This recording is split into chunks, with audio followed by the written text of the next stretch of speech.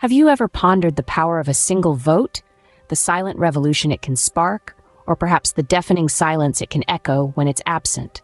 Welcome to a discourse that explores the impact of voter apathy on the very fabric of democracy. Nelson Chamisa, the opposition leader in Zimbabwe, once said during the lead-up to the general elections, many Zimbabweans, disillusioned with the ruling party's perceived dominance, are boycotting the election. This statement raises a profound question.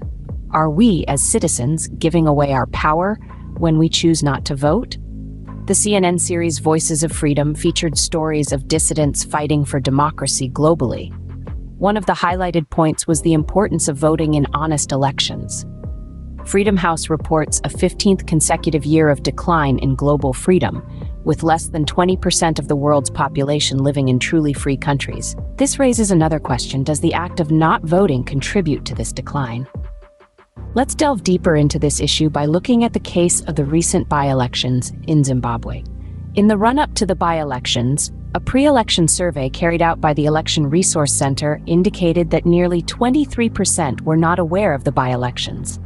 The by-elections were characterized by an extremely low voter turnout, which the ERC's legal and advocacy officer, Nekuda Kweizvi, deemed concerning. Now consider this quote from Farai Marapira, ZANU-PF's Director of Information. This triumph reaffirms the unwavering trust and confidence the people of Zimbabwe place in our party and its leadership. But does low voter turnout truly reflect the confidence of the people? Or does it instead reflect a growing sense of disillusionment and apathy? The essence of democracy lies in the power of the people to choose their leaders. This power is exercised through the simple act of casting a vote. But when apathy takes hold and voter turnout dwindles, democracy weakens.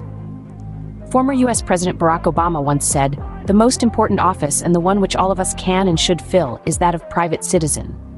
Voting is the duty of every citizen, and by fulfilling this duty, we uphold the principles of democracy.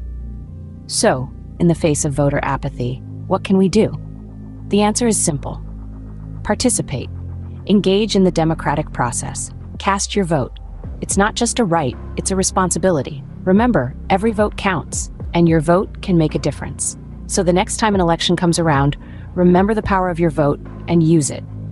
Because democracy thrives when its citizens participate, not when they're passive.